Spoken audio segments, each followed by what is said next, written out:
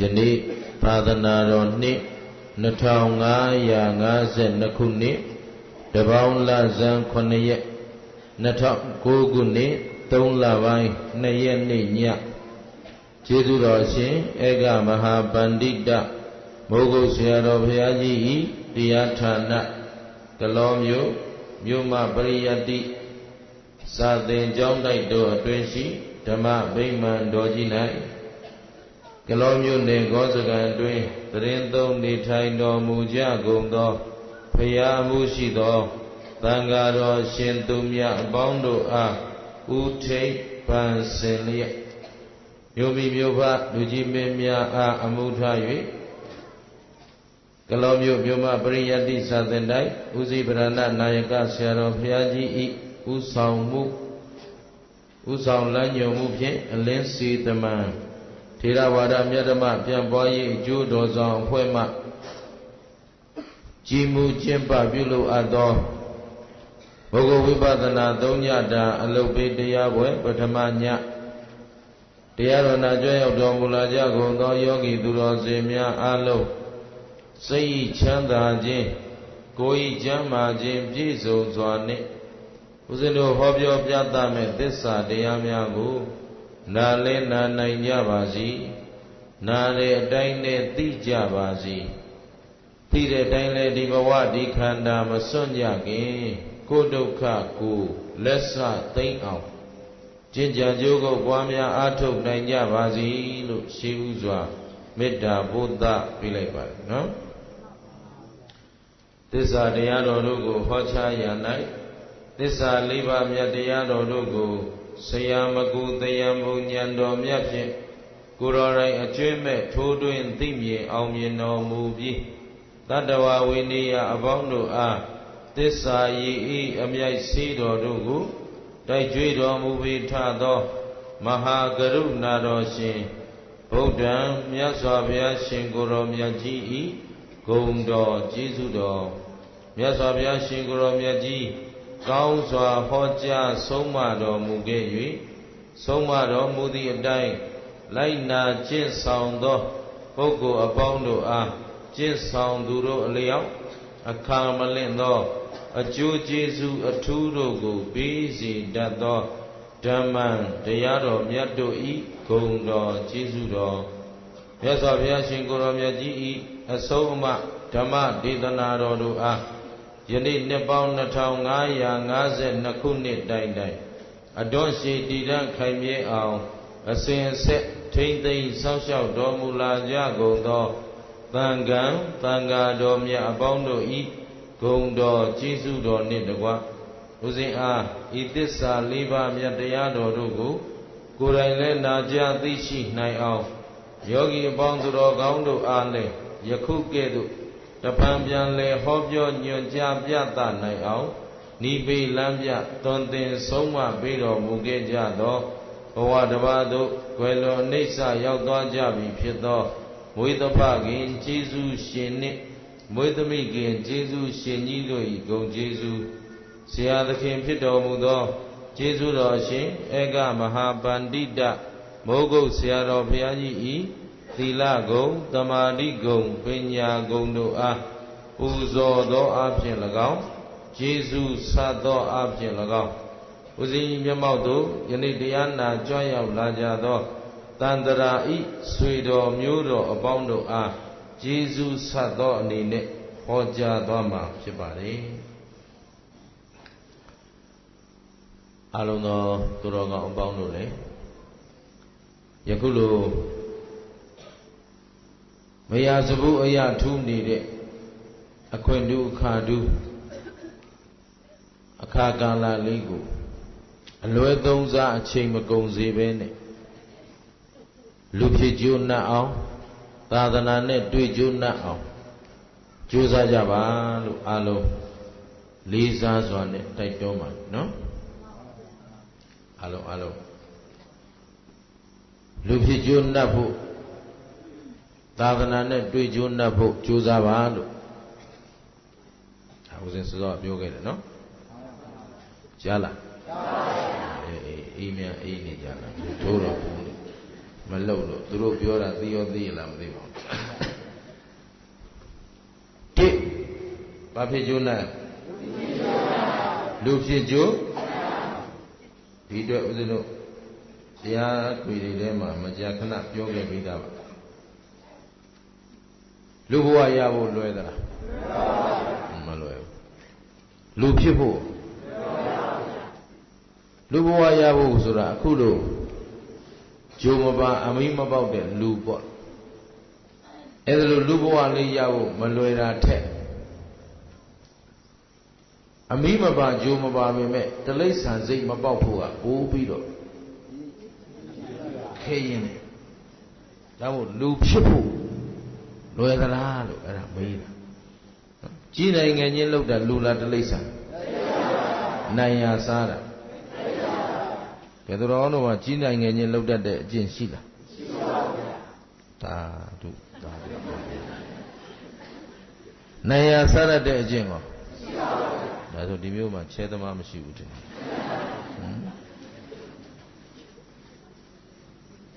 အဲ့ဒါလူပေါ့လူဆိုတာတို့တို့ချင်းချင်းပြောရင်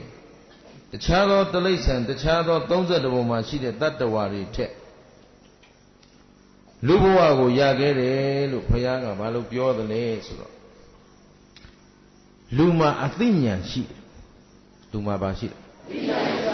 ဉာဏ်ရှိတယ်ဆိုတော့နတ်မရှိဘူးလားမေးတော့နတ်မှာလည်းရှိတာပါပဲမြမပြည်မှာလည်းရှိတာပဲအဲ့တော့ဘုရားတရားဟောပြီဆိုရင်လူတွေထက်နတ်တွေမြမတွေကတော့အများကြီးပိုကျွတ်သေးတယ်ဟုတ်ပြီနော်ဒါဖြင့်အဲ့ဒီအသိဉာဏ်သည်လူဘုံလူဘဝလူလောကမှာဘယ်လိုရှိတာလဲမေးလူသည်တခြားသောတတ္တဝါတွေထက်အကောင်းအဆိုးကိုပို့ပြီးတော့ခွဲတတ်တယ်။ဘာလို့ပို့ခွဲတတ်လဲ။အကောင်းအဆိုးဒီချမ်းမနော်။ဘာလို့ပို့ခွဲတတ်တယ်။အကောင်းအဆိုးနောက်အမှန်အမှန်ကိုသိတယ်။ဘာလို့သိလဲ။အမှန်အမှန်သိတယ်။နောက်အကြောင်းအကျိုးကိုသိလွယ်တယ်မြင်လွယ်တယ်ဘာလို့လဲလူဘုံလူလောကမှာနတ်ပြည်ဆိုတာကာမဒုက္ခချမ်းသာတွေခံစားနေတာသူတို့မှာသောကပရိဒေဝသိမ့်မရှိဘူးဂုံစင်းတုံးအတက်ကြမရှိဘူးပေါ့နော်လောကဓာတ်တွေသိခံရစရာအကြောင်းမရှိဘူးနတ်သေးလို့လဲအာသုဘပို့စရာမလိုဘူးဒီတယောက်သေးသွားဒီနေရာပျောက်သွားတာပဲနောက်တယောက်အစားထိုးလာတာပဲဆိုတော့သိမထူးကြဘူးအဲ့တော့လူပြည်မှာကြတော့မျိုးမျိုးကိုယ်ပိုင်ရှာဖွေစားတော့ရတဲ့ဒုက္ခရောမရှိဘူးလားရှိပါဘူးအဲဒါကအစင်တန်းမျိုးမျိုးနဲ့ချမ်းသာသူဆင်းရဲသူအသီးသီးရောရှိတယ်ပြီးတော့ဒီချမ်းသာသူဆင်းရဲသူအစင်တန်းမြင့်သူအစင်တန်းနှိမ့်သူအားလုံးဟာတကွဲတပြားစီနေရသလားရောထွေးနေရ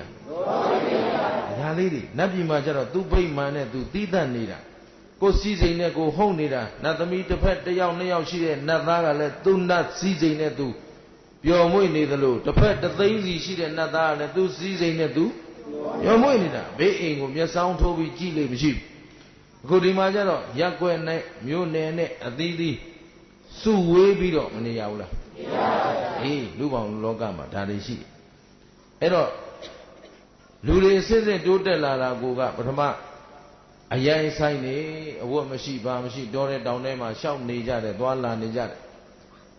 တွေ့တဲ့အသီးဆွတ်စားပေါ့စိုက်တာပြိုးတာတွေလည်းမတတ်ပါဘူးအဲ့ဒီကနေတပြေးပြေးနဲ့မိုးလေကြီးတွေကြီးလာလေပြင်းမုန်တိုင်းတွေတိုက်လာခိုအောင်စရာရှာတတ်လာတယ်အဲ့တော့လိုင်ကူလေးတွေတွေ့လာတယ်နေတတ်လာပြီအဲ့ဒီကနေမှအေးဓာတ်ကိုကာကွယ်ဖို့မီးကိုတွေ့တတ်လာတယ်ဆိုတာဒါအလိုလိုတွေ့လာတာလားအကြောင်းပေါ်မှီပြီးတော့သုံးသတ်တတ်လို့လားလို့မေးရင်ဘယ်လိုပြောမလဲအလိုလိုတွေးလာတာတော့အလိုလိုတွေးတတ်တဲ့အမျိုးကောဟုတ်သလားဘယ်ဒီလေမြန်ကြီးဖြစ်လာတာအလိုလိုဖြစ်လာတာမော်တော်ကားကြီးတွေမော်တော်ဆိုင်ကယ်ကြီးတွေရင်ကုန်သင်္ဘောကြီးတွေဖြစ်လာတာအလိုလိုဖြစ်လာတာလားဟုတ်ဒါပေမဲ့ဒီလိုဖြစ်နိုင်တဲ့တတ္တိတွေကဘာမှမရှိဘူးလားရှိပါဘူးသူတို့လှုပ်လို့ရှိလာတာလားရှိပြီးသားလှုပ်တာလားအဲ့ဒီပြဿနာလာပြီဟမ် အဲ့တော့အခုဘုရားတရားတွေလာတော့လူဖြစ်ကြိုးနှပ်ဖို့ရယ်သာသနာနဲ့တွေ့ကြိုးနှပ်ဖို့ဆိုတော့အခုခင်ဗျားတို့ကျတို့သာသနာနဲ့တွေ့မတွေ့ဘုရားသာသနာဟာဘယ်ပေါ်မှာအရင်တည်လဲ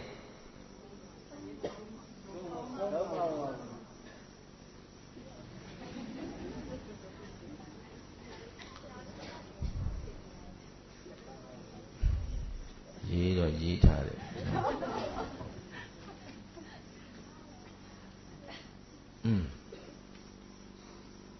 ဦးဇင်းတို့အားလုံးသတိထားဖို့ကောင်းပါလေနော်ကိုဥဒ္ဓမင်္ဂလာမူကြိုဆရာဆိုတာလေကိုတတ်တာလဲမူကြိုပဲတတ်တာပါပဲအဲ့တော့မူကြိုအသိလောက်ကလေးနဲ့ဆိုင်လိုက်ဟောနေတာကိုတရားပွဲမနာဘာလို့မနာရလဲဆိုတော့မူကြိုတန်းကများ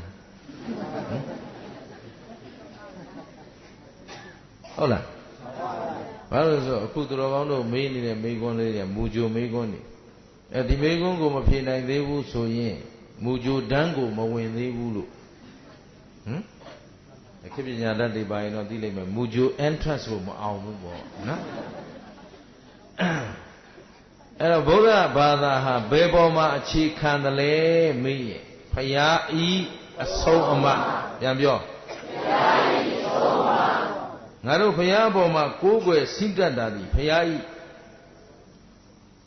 ဘာကိုကိုးကွယ်တာတကိုးကိုးကွယ်တာကံတော်ကိုးကွယ်တာဉာဏ်တော်ကိုးကွယ်တာဟုတ်သဗ္ဗညုတဉာဏ်ဟာဖရာဤအရာဖရာအတွက်သာဖြစ်အဲ့ဒီဉာဏ်တွေကမှဦးဇင်းတို့သူတော်ကောင်းတို့သိတိုက်သိနိုင်တဲ့လောက်ကလေးခွဲဟောသွားတဲ့အဆုံးအမရှင်းနော်ကဲဒါဖြင့်တို့ဖရာကိုကိုးကွယ်တာသည်တကိုးကြောင့်ကိုးကွယ်တာလားဘုရားရှင်သည်တကိုးရှင်လားဖန်ဆင်းရှင်လားကဲတင်ရှင်လားဘာလဲအဆုံးမပေးတတ်တယ်လို့ဘာလဲလဲအဲ့ဒီအဆုံးမရတော့သူတော်ကောင်းတို့အတွက်ဘာကျေးဇူးများလဲ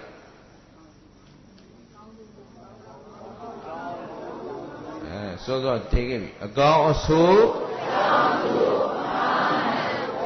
ပိုင်းခြားသိခွင့်မရဘူးလားအဲ့တော့ဒီအလုပ်လုပ်ရင်ဒီခရီးပေါက်မယ်ဒီလမ်းလျှောက်ရင်ဒီခရီးရောက်မယ်လို့ဘုရားလမ်းညွှန်မှုတွေမရှိဘူးလားရှိပါဘူးအဲ့တော့ဘုရားရှင်ကိုဘယ်လိုပုဂ္ဂိုလ်လဲလို့ငါတို့ကင်မွန်းတက်ကြည့်ကြရင်နာမည်ပေးကြည့်ကြရင်ဘုရားသည်တကိုးရှင်လည်းမဟုတ်ဘူးဖန်ဆင်းရှင်လည်းမဟုတ်ဘူးကဲတင်ရှင်လည်းမဟုတ်ဘူးလမ်းပြသူတတ်ပဲဖြစ်ဘာလဲလဲဘုရားဘာလို့တဲ့လူလမ်းပြသူဟောဒီလမ်းလျှောက်ရင်ဆိုကြပါစို့ဒီဘက်သွားရင်အောင်ပန်းရောက်မယ်ပေါ့ဟုတ်လားဘိုးအောက်ဘက်ဆင်းသွားရင်မိထ္ထီလာရောက်မယ်ပေါ့တာစီရောက်မယ်ပေါ့ပြောလို့မရဘူးလားအေးအဲ့ဒါလို့လမ်းညွန်လိုက်တော့လမ်းညွန်လိုက်တာဒီပို့ပေးလိုက်တာလားညွန်ပြတာကြည့်နော်အခုဘုရားရှင်ကိုယ်တော်မြတ်ကြီးအဆုံးအမတွေထဲမှာဒုစရိုက်10ပါးမင်းတို့အဲ့ဒီအလုပ်တွေလုပ်ရင်ဘယ်ရောက်ဒေအိုးရောက်မယ်မပြောခဲ့ဘူးလားအဲ့တော့ဒေအိုးရောက်အောင်ရှောက်တဲ့လူကဒေအိုးရောက်မှာဒေအိုးရောက်ကြောင်းလုပ်ရင်ဘယ်ပဲရောက်ဘုရားပို့တာလားဘုရားရှင်ကအဲ့ဒီဒေအိုးကိုဖန်ဆင်းထားတာလားဒီလိုအပြစ်လုပ်တဲ့လူတွေအတွက်ငရဲကြီးရှစ်ထပ်ဖြစ်စေလို့ဘုရားလုပ်ထားတာလားမဟုတ်ဘူးကဲဒါဖြင့်ငရဲရောက်မဲ့လူကိုဘုရားတကိုးနဲ့ကယ်လိုက်တယ်လို့ဟောကြားဘူးလားကယ်လို့ရအဲ့ဒါကြောင့်ဦးဇင်းကလေးလာထားတာလေးတွေပြန်ပြောပြမယ်ဖောက်တဲ့ချမယ်နေ့ပြန်တရားနာလာသိမှလာကြပေါ့3ရက်တော့3ရက်ပဲနော်ဦးဇင်းလေးလာခဲ့သမျှလေးတွေသုံးသပ်ကြည့်ရင်ဘုရားတကဘုရားတွေထဲမှာတို့ဘုရားအညံ့ဆုံးနော်ဘယ်ဘုရားအညံ့ဆုံးလဲတို့ဘုရားပြောအဲ့လိုပြောရေးပြောနော်ဘာဖြစ်လို့လဲဦးဇင်းကဟာဘုန်းကြီးကဘာလို့ဒီလိုပြောတာလဲဆိုတော့အကြောင်းရှိပါတယ်ခရစ်ယာန်လေ့လာကြည့်တယ်နော်ခရစ်ယာန်ဘာသာကိုထဲထဲဝင်ဝင်လေ့လာကြည့်လိုက်တဲ့အခါယေရှုသခင်ဟာလောကကြီးကိုဖန်ဆင်းထားတယ်ဟုတ်ပြီနော်ပြီးရင်ဒီအပြစ်သားတွေလောကသားတွေဆိုတာအပြစ်သားတွေပဲဘုရားမကြိုက်တာတွေရှောက်ရှောက်လုပ်ကြတယ် तू ဖန်ဆင်းထားတာကို तू မနိုင်ဘူးပေါ့လေနော်ဒါ तू ပြောထားတဲ့အတိုင်းပြောတာစော်ကားတာမဟုတ်ဘူးအားလုံးကိုမျက်နှိုးတယ်လေးစားတယ်နော်အဲ့တော့အဲ့ဒီအပြစ်သားတွေက အပြစ်ကိုသူစီမှာလာဝန်ချတောင်းပန်ရင်သူကအကုန်သိမ့်ကြုံပြီးတော့ခံယူသွားမယ်နောက်ဆုံးအပြစ်သားအားလုံးကိုကယ်တင်သွားမယ်ဟာသူကကယ်နိုင်တယ်ဒီလိုပြောတယ်မွတ်စလင်ဘာသာသွားလေ့လာကြည့်တယ်အလ္လာဟ်ရှင်မြတ်ကအားလုံးကိုတတ္တဝါအားလုံးကိုသူပဲဖန်ဆင်းထားတယ်ဒီတတ္တဝါအားလုံးကိုလည်းသူကပဲအကုန်ပြန်လဲပြီးတော့ကဲတင်သွားမယ်ဟုတ်ပြီနော်ဗြဟ္မဏဝါဒသွားလေ့လာကြည့်တော့ဗြဟ္မာကြီးရဲ့မျက်လုံးပါးစပ်နှာခေါင်းနားအစရှိတဲ့ခိုလက်အင်္ဂါတွေကနေပေါက်ဖွာလာတဲ့ဒီတတ္တဝါတွေအဲ့ဒီတတ္တဝါတွေအားလုံးကိုဗြဟ္မာကြီးကပဲအကုန်ပြန်လဲရုပ်သိမ်းသွားမယ်ဒီလိုရှိတယ်ဟုတ်ပြီနော်တို့ဗုဒ္ဓဘာသာသွားလေ့လာကြည့်တော့ဘုရားဘာပြောတော့ဆိုအတ္တာဟိမင်းတို့ကမင်းတို့အာကိုရာသူဘာမှမတတ်နိုင်ဘူးရှင်းလားရှင်းပါဗျာသူဖန်ဆင်းထားတာလေမရှိဘူးတဲ့လုံးမပေးနိုင်ဘူးတဲ့ဟမ်သူကဲတင်တာလေမဟုတ်ဘူးဘာလို့ပေးတာလမ်းပြငါတော့ဒီခရီးဒီလမ်းလျှောက်လို့ဒီခရီးပေါက်ခဲ့ပြီမင်းတို့လည်းဒီလမ်းလျှောက်ရင်တော့ဒီခရီးပေါက်မှာဘယ်သူလျှောက်ရောက်တယ်ဟိနိဗ္ဗာန်ရောက်တဲ့နေရာကျတော့ဖရာနိဗ္ဗာန်ပြစ္ဆေကဗုဒ္ဓနိဗ္ဗာန်ယဟန္တာနိဗ္ဗာန်ပုထုဇဉ်တမ္မန်ပုဂ္ဂိုလ်နိဗ္ဗာန်လို့ရှိသလားမရှိပါဘူးနိဗ္ဗာန်လို့ဆိုရင်သောတာပန်မြင်တဲ့နိဗ္ဗာန်လဲဒါပဲတဂရဂံမြင်တဲ့နိဗ္ဗာန်လဲဒါပဲနိဗ္ဗာန်ဆိုတာတစ်မျိုးတည်းပဲရှိတယ်ဖရာအတွက်သီးသန့်နိဗ္ဗာန်မရှိပါဘူးငါလဲလျှောက်လို့ရောက်ပြီမင်းတို့လျှောက်ရင်လဲငါလဲဒီလိုအကုသိုလ်တွေလှုပ်တယ်လှုပ်လို့ငရဲကြခဲ့ရတယ်ကွာ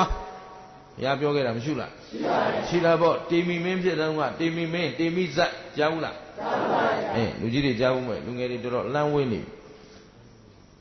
တေမီယဆိုတဲ့ဘုရားအလောင်းတေမီယမင်းသားဟာ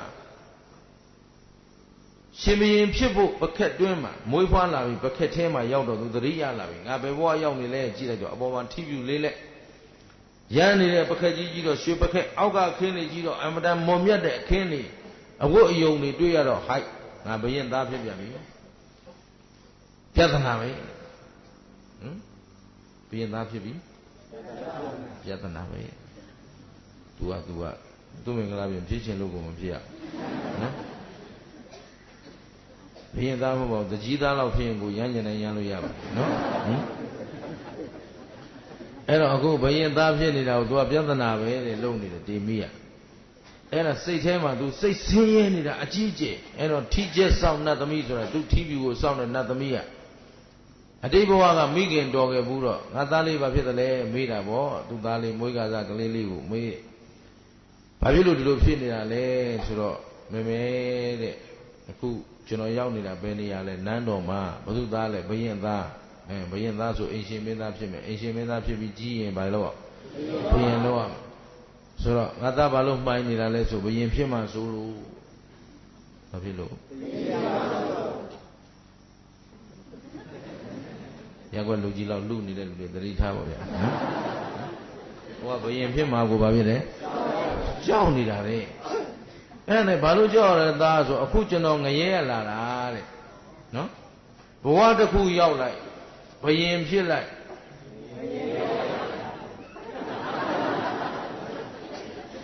တခါဘယင်ဖြစ်ပြန်လိုက်တော်ပြီ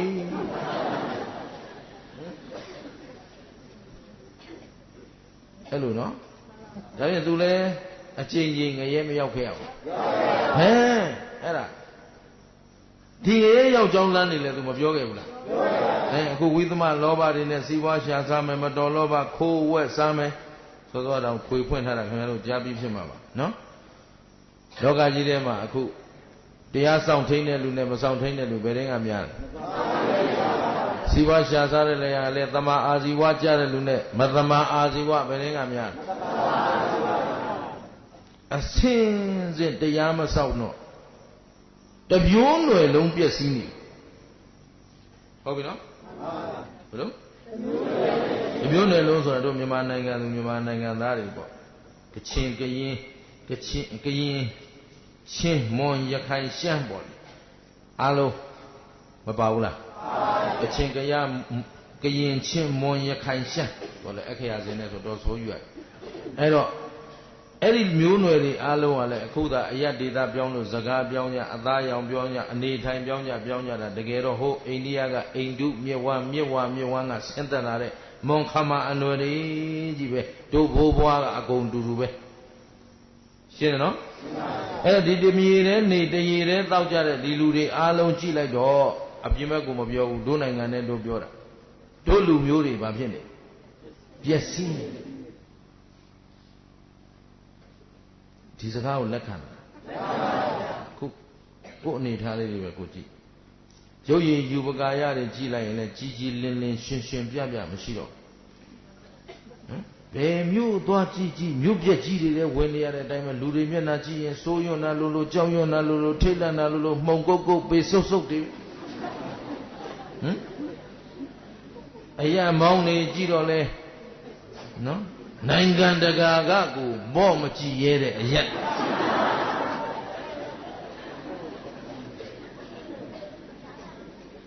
ပေါ်မထင်နဲ့အဲ့ဒါရည်စရာပြောနေတာမဟုတ်ဘူးနော်ဟိုးဦးဇင်းကဒီတရားတွေဟောရင်းနဲ့ဘာကိုသွားသတိရလဲဆိုတော့မဟာဗန္ဓုလစစ်သူကြီးကိုဗန္ဓုလကျမှနည်းနည်းကျေသွားတယ်ဗန္ဓုလတော်တော်စွမ်းတာပဲမဟာဗန္ဓုလစစ်သူကြီးကိုအင်္ဂလိပ်စစ်ဗိုလ်ကြီးကန်နယ်စလီတင်ကစလူရိုက်လေးခုအဲ့တော့ပကြီးစရာဆွဲထားတယ်ဗန္ဓုလစစ်သူကြီးလက်ပိုက်ပြီးရိုက်ကန်နယ်စလီတင်ကမော့အဲ့ဒီတော့တော်တော်ရိုင်းနေဒီကောင်လေးဗမာတွေကိုမော့ကြည့်နော်ခုတော့ဗမာတွေကိုဘယ်လူမျိုးမှမော့မကြည့်ရဘူးဘာလို့ငါပုရိဖြစ်အဲ့ဒါဘာအားနေလာသလဲဆိုတော့ကိုကျင့်တရားတွေအားနေလာတော့ကုသိုလ်ကံဆုပ်ယုံလာလို့ဒီထက်ခမည်းတော်ခန္ဓာတွေသိရင်ဟောဒီတရားနဲ့ခမည်းတော်နဲ့လားမှမတန်တော့ရှင်းလားအခုတောင်မှကိုကျင့်တရားကိုဖြောင်းမှကျင့်နိုင်လားစိတ်သက်ခွန်အားနေဆုပ်ယုံလာတဏှာကြီးလောက်ကလေးတရားထိုင်တာတောင်မလှုပ်ရဘူးလားလှုပ်ရမှာလားမပြင်းမတရားလားပြင်းမတရားလားရှုပ်ချက်ခတ်တယ်စိတ်သက်ခွန်အားမရှိတော့တာအဖြေပေါ်နေရှင်းလားဒီယုတ်ကလည်းမလိုက်နိုင်တော့ဘူးစိတ်ကရောကိုယ်စိတ်ကိုစူးစီးနိုင်တဲ့အင်အားလည်းရှိပါဘူးအဲ့ဒါတိုးတက်လာတာလားဆုပ်ယုတ်လာပျက်စီးနေပြီရှင်းလားတချို့ကဥစဉ်ကိုလာမေးကြတယ်အရှင်ဘုရားဒီလောက်ကြီးပြောဟောနေတာသာသနာကဘယ်လောက်အရေးကြီးနေလို့လဲတဲ့ဗမာပြည်မှာသာသနာကွယ်တော့မလားတဲ့ကွယ်လူဖြစ်နေတာမင်းတို့မသိဘူးနော်သာသနာလည်းပြည့်နေသာသနာလည်းမပြည့်ယဟန်မဟုတ်တဲ့ယဟန်ဘုန်းကြီးမဟုတ်တဲ့ဘုန်းကြီးတွေအများကြီးဖြစ်နေတို့ကတော့နေတကာလက်နေတော့သိတယ်ရှင်းတယ်နော်အဲ့ဒီထဲမှာတပည့်တော်တို့ဟုတ်တယ်ဆိုရင်လည်းကိုယ်လည်းဟုတ်ပါစေကိုယ်ဘဝဝိညာဉ်လည်းဟုတ်ပါစေပေါ့ဟုတ်တဲ့လူမပြောဘူးမဟုတ်တဲ့လူပြောတာပဲမကျေနပ်ရင်မဟုတ်တဲ့လူကမကျေနပ်မှာဘူးရှင်းလားရှင်းပါပြီတန်ခါပေရင်ဘုံကြီးရှဲဘုံကြီးဓာတ်ဘုံကြီးနတ်ဘုံကြီးအင်းအိုင်ခလက်လက်ဖွဲ့ဘုံကြီးဒါတွေကတန်ခါအလုံးနဲ့မဆိုင်ဘုရားအဆုံးမနဲ့ရောကြိုက်သလားမကြိုက်ဘူးလက်လာပါအလုံးငါကြော်စောခြင်းအလုံးငါလွဲမားတဲ့အကျင့်ကိုကျင့်နေတဲ့ယဟန်ကအများနေရှင်းပါပြီဒီထဲမှာအရက်တောက်တဲ့ဘုံကြီးဖဲရိုက်တဲ့ဘုံကြီးအာချိုးချက်ကိုခိုင်းနေတာဟမ်အဲ့ဒါသာသနာဘာဖြစ်နေပြည့်နေတာမကွယ်သေးဘူးကွယ်ရင်ခင်ဗျားတို့တရားကိုမနာတော့ရှင်းလားတရားလည်းအခုနာရတာတဲလေးပါတဲလေးတရားတပွဲရအောင်တော်ကြိုးစားယူရတာရှင်းတယ်နော်အဲ့တော့သာသနာဘာဖြစ်နေရက်နေတယ်လူမျိုးရောသာသနာနဲ့ပြန်ကြည့်တော့လေအခုဘာသာရေးသိကြည့်လေခုဒီအထက်ဘက်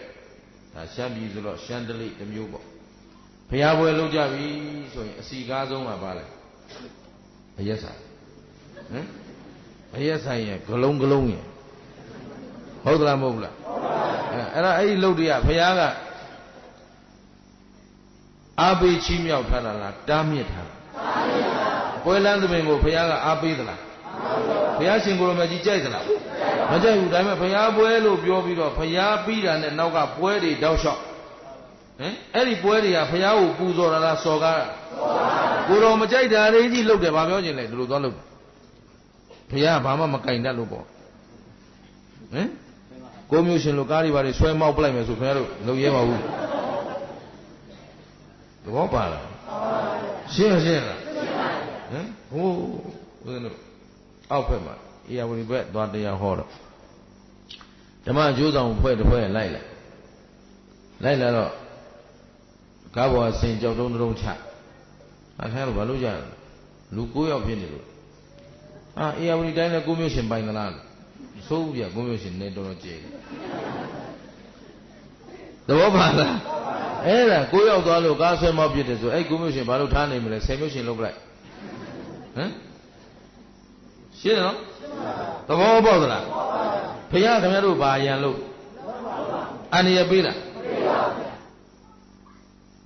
ဘုသူ့ကိုဘုသူအားကိုအဲ့တော့စောစောကဘုရားတကဘုရားထဲမှာဘယ်ဘုရားညံ့ဆိုခင်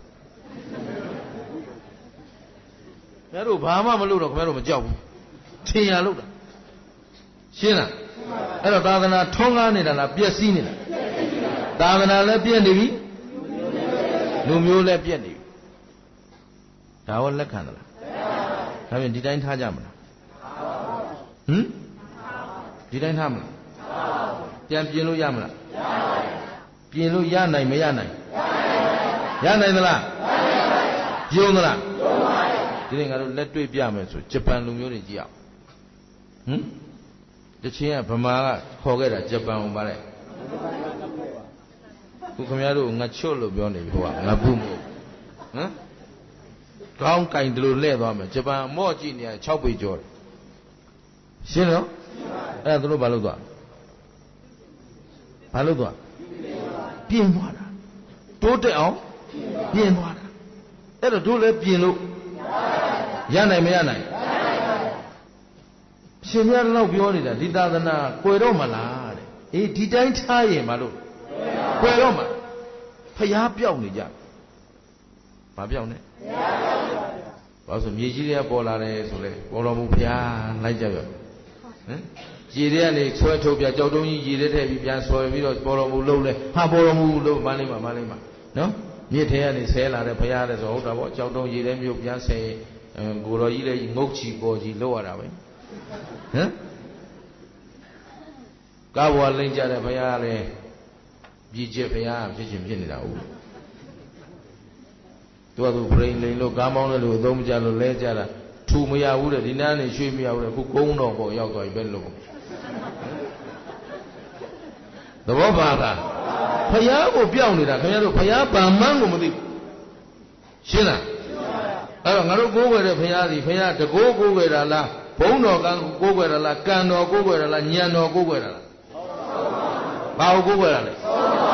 အဲ့တော့ငါတို့တကယ်မြင်ရမှာကဘုရားရဲ့ပါလေအဆုံးအမဗုဒ္ဓဘာသာမှန်ရင်ဘယ်သူအဆုံးအမတိုင်းနေရမှာရှင်းလားရှင်းပါပြီသဘောပေါက်သလားအဲ့တော့ဘုရားရှင်ရဲ့အဆုံးအမဘုရားကဆုံးမထားတဲ့အဆုံးအမထဲမှာလမ်းညွှန်ထားတယ်အာကုသိုလ်ဒုစရိုက်တွေလုပ်ရင်ဘယ်သွားမလဲဒါနသီလကောင်းမှုကုသိုလ်တွေလုပ်ရင်လူချမ်းသာနတ်ချမ်းသာမရနိုင်ဘူးလားမေတ္တာကရုဏာမုဒိတာဥပေက္ခဆိုတဲ့ဗြဟ္မစိုးတရား၄ပါးပွားများပြီးတော့ပထမဇန်ဒုတိယဇန်တတိယဇန်သရုပ်ဇန်ဇန်ပင်ញင်တွေရအောင်အထုတ်ပြီးနေလိုက်ရင်ပြန်ပါပြီမရောက်ဘူးလားအားဒီလုံးမမဟုတ်ဝိပဿနာတရားတွေအထုတ်ပြီးတော့အိဋ္ဌဒုက္ခအနတ္တလက္ခဏာရေး၃ပါးပွားများနေလိုက်မယ်ဆိုရင်နိဗ္ဗာန်ဟုတ်ပြီနော်အဲ့ဒါဘုရားပို့မှာလား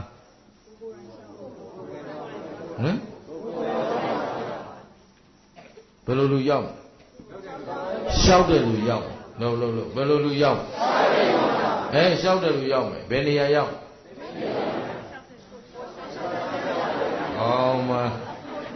ငရေရောက်ကြောင်းလုံးနေပြီးမှနိဗ္ဗာန်ရကြလို့ရမလားရှောက်တိုင်းရောက်မလားဘယ်နေရာရောက်ရှောက်တဲ့နေရာရောက်မယ်အမေသိချာလို့ဟမ်မလေးတော့ကြဥပ္ပမင်္ဂလာနိဗ္ဗာန်အာမခံတဲ့လို့သွားမှာမခံဟမ်ကိုလျှောက်တဲ့နေရာဘုရားတော်အာမခံတာကျုပ်အာမခံလို့ဖြစ်မလားအဲ့တော့သေချာအောင်လို့နော်ဘယ်လိုလူရောက်မလဲလျှောက်တဲ့လူရောက်မယ်ဘယ်နေရာရောက်မှာဘယ်လျှောက်ကြမလဲ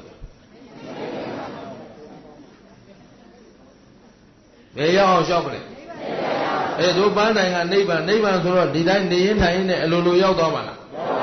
ဟမ်အလိုလိုရောက်သွားမလားဘုရားပို့မလားကဲအားလုံးစဉ်းစားကြည့်ရအောင်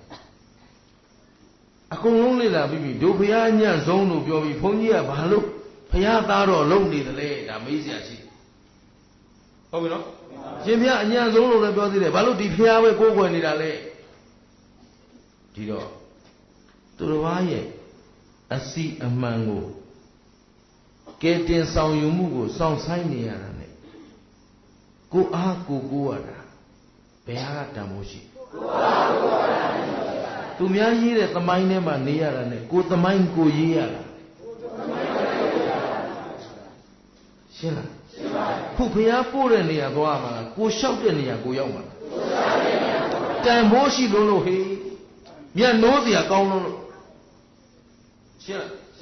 ဒီရဲ့တန်ဖို့ရှိတာရှိတော့အဲ့တော့ဘလို့ကဲတင်ရှင်မျိုးတွေဘလောက်ထူးကြပါတယ်ပြောဒုမကြိုက်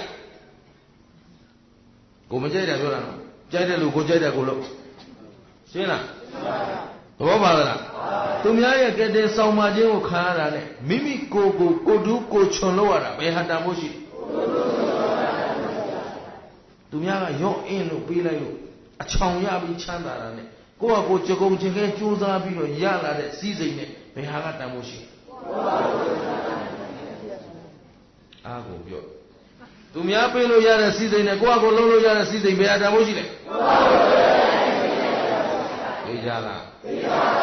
ချောင်းသမားအလို့မရှိကိုတော့တပီလုံးကြည့်တောင်းစားတွေ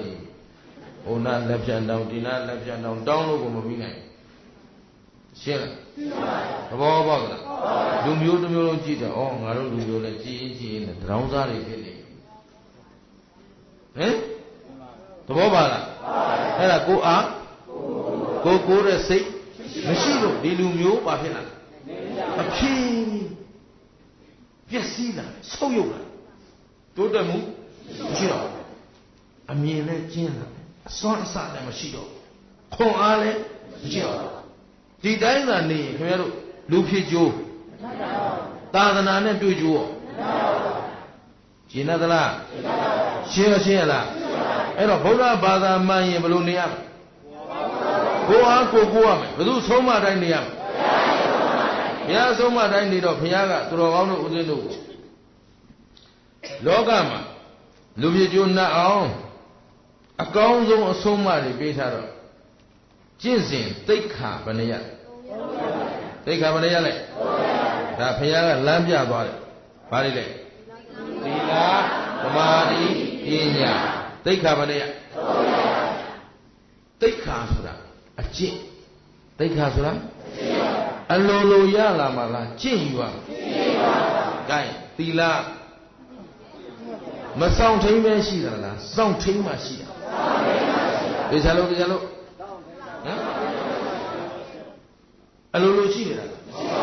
အလိုလိုပြည့်စုံနေတာကဲအိတ်နေတဲ့လူမှာကုသိုလ်ဖြစ်လားအကုသိုလ်ဖြစ်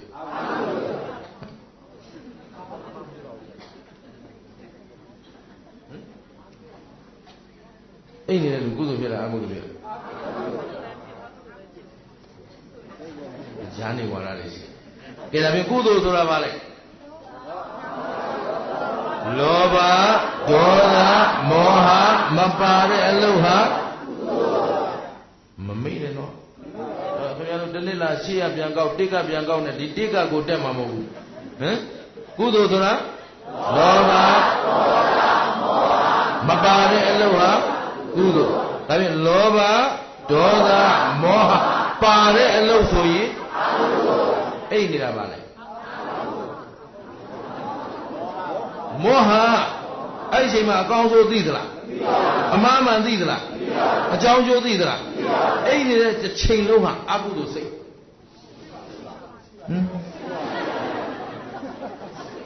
ခုချိန်ဒီလိုလက်မခံသေးဘူးနော်အဲ့ဒါဘဝမှာလည်းမြန်တွေ့ကြည့်သူတို့ကအိတ်တာကိုအကုသိုလ်လက်မခံတာလည်းမပြောနဲ့တောင်ပေါ်သူတောင်ပေါ်သားများသောအားဖြင့်လိမ့်နေတာနဲ့အချိန်တို့လည်းတောင်ပေါ်သားသိတာပေါ့ရာသီဥကအေးနဲ့ကြိုက်တဲ့ချိန်အိတ်လို့ရတယ်သူတို့မှအိတ်တဲ့အတွက်ပြဿနာမရှိဘူး ရှင်းသလားတို့မြေပြတရားရှိမအိတ်နိုင်တော့ညလည်းအိတ်မရဘူးနေ့လည်းအိတ်မရဘူးတို့ရအလုံးလုံးစူးနေတာပူလုံးလို့နော်ဒီမှာကျတော့အေးတော့စောင်းနေကွေးလိုက်ရင်ခေါင်းကနေနေတာသဘောပါသလားအဲ့တော့သူကအိတ်ချိန်များတော့အိတ်တာအကုသိုလ်လို့နည်းနည်းမှအပြောမခံနိုင်ဘူးဟမ်ကဲအိတ်နေတဲ့အချိန်မှာဘာသီလဆောင်ထိန်လဲကြပြောဟမ်မဆောင်ထိန်ဘူးဒါဖြင့်သူမှသီလသာသနာရှိမရှိရှိပါဘူးဟုတ်ပြီတမာရီရောရှိပါဘူးဟုတ်ပြီပညာရောရှိပါဘူးဒါဖြင့်အဲ့ဒီချိန်ကမြတ်သလားရှုံးသလားရှုံးပါဘူးဆိုရင်တော့ဒါသဘောပေါက်သွားဟမ်အကုသိုလ်လက်မခံခြင်းနေမြတ်နေသလားရှုံးသလားရှုံးပါဘူးရှင်းသလားရှင်းပါဘူးအဲ့တော့တကယ်ဖြစ်ခြင်းရမှာသီလသမာဓိပညာသိက္ခာပဏယကောင်းပြီသီလသာသနာသီလဖြစ်ခြင်းတော့မယ်သူများအသက်မတတ်ဘူးသူဥစ္စာမကုန်ဘူးကိုချင်းစာစိမ့်နေပါလေကိုအသက်တတ်တာကြိုက်ဘူးမကြိုက်တဲ့တော့သူများအသက်လည်းမတတ်နဲ့ဒါမနစ်ကပြောခဲ့ပြီးပြီနော်အဲ့တော့သီလသာသနာစောင့်ထိန်လိုက်ပြီဆိုတာနဲ့သီလစောင့်ထိန်တဲ့အကျိုးဟာဘယ်သူရမှာထိန်လူရမှာပေါ့ဟမ်ဘယ်သူရမလဲခုနပြောပြီလေဘယ်လိုလူရောက်မှာဘယ်နေရာရောက်မှာမမေ့နဲ့သီလစောင့်ထိန်လိုက်တယ်အဲ့ဒီအကျိုးဘယ်သူရမှာစောင့်ထိန်တဲ့လူရမှာမထိန်တဲ့လူရှင်းတယ်နော်အဲ့တော့သီလစောင့်ထိန်ခြင်းရဲ့အကျိုးဆိုတာရှိမရှိရှိပါဘူးလာပြီခင်ဗျားတို့ယုံမှဖြစ်မှာကောင်းတာလို့ရင်ကောင်းကျိုးပေးမယ်ကောင်းတာလို့ရင်ကောင်းကျိုးပေးမယ်ငါဆက်ဝိုင်းမယ်နော်ကောင်းတာလို့ရင်ကောင်းကျိုးပေးမယ်မကောင်းတာလို့ရင်ကောင်းကျိုးပေးမယ်ယုံသလားယုံပါဗျာတူသောအကျိုးပေးပါဗျာသိကြတယ်နော်သိပါပါအဲ့တော့ခုခင်ဗျားတို့ကျုပ်တို့အားလုံးလက်ကင်ထားတဲ့ဆောင်းဝတ်တစ်ခုကပူမတောင်းမ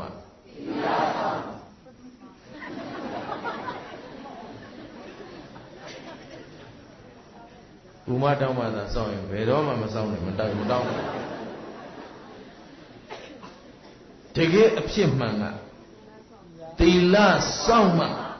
ပူမတောင်းပြန်ပြောသီလစောင့်မှပူမတောင်းရှင်းနော်ရှင်းပါပြီသီလမစောင့်သေးသေး၍ပူမမတောင်းအခုဒါမဲ့ငါတို့ဥမဘာလို့မတောင်းအဲ့ဒါအဖြစ်မှန်တတိုင်းပြည်လုံးချွတ်ချုံကြဘယ်မျိုးသွားတကယ်ပါဒါရင်ထဲရှိတဲ့အတိုင်းပြောတာမကြိုက်တဲ့လူတွေမတတ်နိုင်ဟိုးခင်သရတို့ဘာလို့အထက်မြကြီးနားဘာညာပေါ့လေစုံခဲ့ဒါအခုဒါဒီကြားတဲ့အရှိပိုင်းကိုမြန်မာပြည်အရှိပိုင်းကိုအခုစဝင်တာဒီနေ့အထက်အောက်စုံကြီးစံကြီးသွားလိုက်တယ်ဘယ်မျိုးဝင်သွားမြို့ပြက်ကြီးတွေဝင်နေရတဲ့အတိုင်းအကုန်လုံး6ခန်းကိုလည်းကလောကြည့်ပါလေစူးစူးပြီးမရှိပါဘူးငါကတော့အရန်စုပ်ပြီးလှပတဲ့မြို့လို့ဆိုပါတယ်အခုတော့လူသွားလူလာတော့အတော်နေအဲ့ဒါလေးတွေကြည်ချင်းအဖြစ်ဒါဟာတိုးတက်နေတာလားဆိုးရုံဘူမမတောင်းတော့ဘူးဆိုတာသိကြဟမ်ဟိုနာတတ်လို့တဲ့ဒီနာလူလို့တဲ့ဒီနာဓမြတိုက်လို့တဲ့ဒါလည်းခဏကြားနေဥဒုမင်္ဂလာတို့လည်းကတ်ခါလေးဓမြနဲ့လွတ်သွားတယ်တိုက်လဲသင်္ကန်းယူသွားရုံရှိတာပါပဲကိုထဲတော့ဘာမှမပါဘူးဟမ်ဘုန်းကြီးမကြောက်ဘူးလားကြောက်ပါဘူးရလို့ကျုပ်စီဘာရှိဘူးဟမ်မင်းလူချင်းငါယူသွားပြောလိုက်ရုံပဲဟုတ်လားဒါဖြတ်လိုက်မှဆိုအလူတလူလောက်တော့လောက်ပါသဘောပါလားရှင်းလားရှင်းပါဘာဖြစ်နေဆုံးယုတ်ပျက်စီးနေကိုချင်းတရားတွေလည်းပျက်စီးနေခင်ဗျားတို့ကျိုးတို့စိတ်ထဲမှာအားလုံးမြန်မာပြည်သူပြည်သားတွေအများစု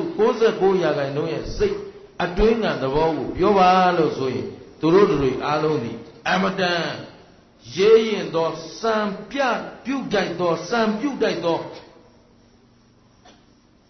အကောင်းဆုံးစိတ်ဓာတ်ပိုင်ရှင်ကြီးတွေဖြစ်ဘယ်လိုစိတ်ဓာတ်တွေလဲဆိုတော့ဘသူသေးအတော်များလို့စရာကောင်းတဲ့လူမျိုး69%ဒီတိုင်းပဲရှင်းလားအကုန် test လုပ်ပြီးပြီ69%ဟာဘသူသေးနေတာဘလို့နေလိုက်မမရှောက်ရ